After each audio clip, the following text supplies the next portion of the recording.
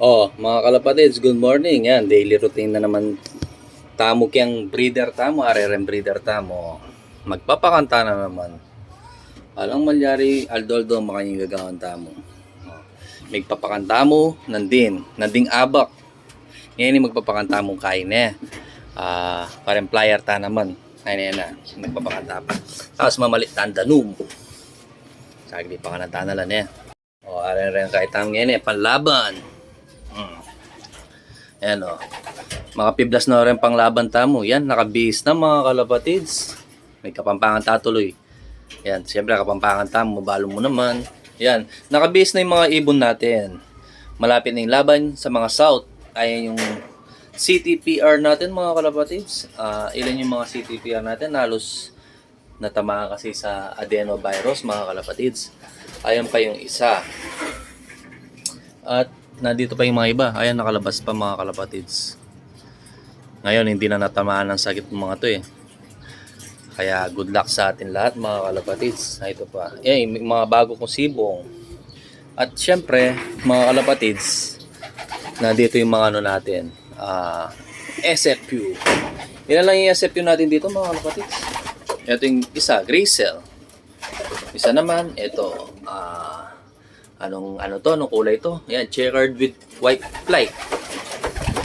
Isang blue bar. Yan, check natin yung mga natin, young bird. Oh, pagit ko kaya kayo, ari na kahit tamo, laban tamo, SFU mga kalapatids ha.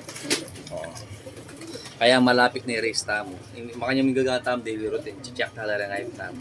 Sine-check natin yung mga ibon natin mga kalapatids. Oh, Gracell. Ayun na pa yung metong mga kalapatids. Ito pa yung isa. SFU din to. Kaya good luck sa atin. Pakainin na natin no, mga kalapatids. Kaso maglilinis muna tayo ng mga tubigan nila. Ayan mga kalapatids, maglinis muna tayo ng tubigan ng mga ibon natin. Maglinis tapan eh. Mas maganda mga kalapatids, sanayin nyo sa may lumot na ganito. Ngayon lang ako maglilinis kasi medyo malumot na siya. Kaya kapampangan, medyo marinat na eh. Kaya na pa yung gagawin tamo. Linisan tayo. Mga yung gagawin tamo, Aldoldo. Yan yung lagi natin ginagawa. Linisan talaga na yan. Dahil talapakanan. Kasi yari tayo na mikparonda eh. Ayan mga kalapatids, yari na lang may linis lang kahit tamo.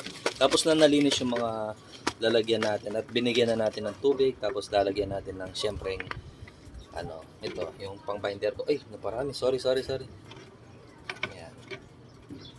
Yan, ganyan lang mga kalapatids. Halo-halo lang. Okay na yan. Dagdagan natin tubig konti. Sige na yan.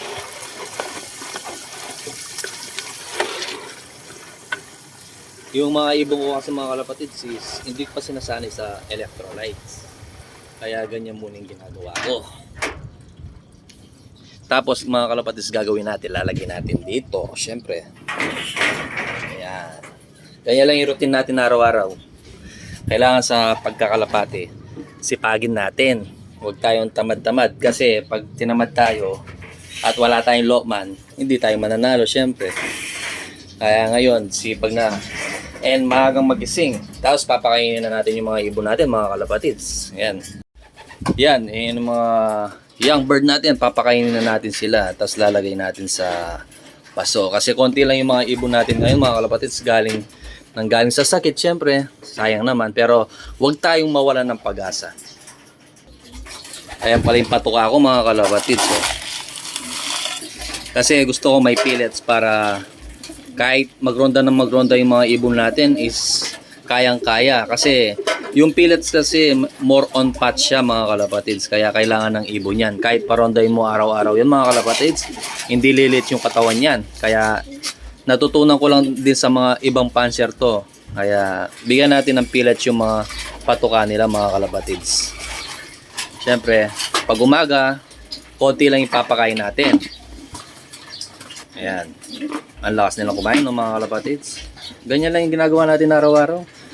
Kaya huwag kayong magsasawa at mawawala ng pag-asa. Dito naman sa kabila mga kalapatids. Yan, good luck sa mga SFU natin, CTPR. No, minsan nawala na ako ng ganang mag-ibon dahil sa mga natatamaan ng sakit. Ayan sila. Ayan, kain lang ng kain. Mamaya babatakan ko sa ronda to.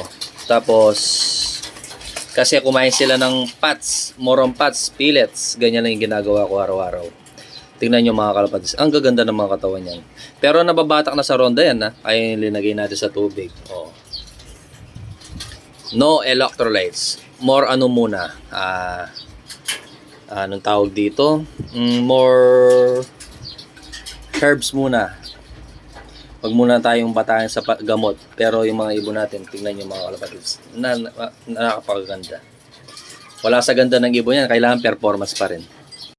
Mga kalapatids, ganun yung ginagawa natin araw-araw. Konti muna pag umaga.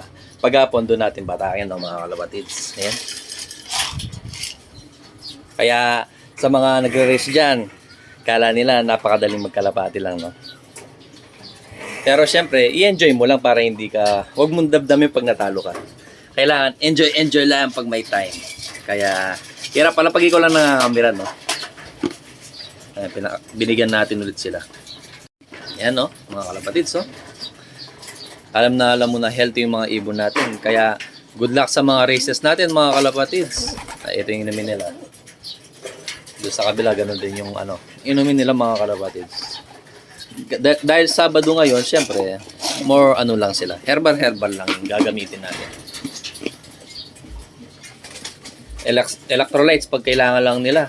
Ganun natin gamitin, no? Mga kalapatids, tandaan nyo yan. Sana meron kayong natutunan sa bagong video natin. Yun mga kalapatids, maraming sa support. Ayan, shoutout po sa inyong lahat mga kalapatids. Good luck po sa ating race. At sa mga nag-race ngayong taon, sana manalo tayo. Pag natalo, bawi na lang sa susunod mga kalapatids. Doon tayo natututo pag natatalo tayo, kung ano yung pagkakamali natin. Diba? And syempre, huwag natin kakalimutan yung vitamins, yung araw-araw na routine. One time a week lang ginagamit yan. Yun, maraming salamat mga kalapatids yan.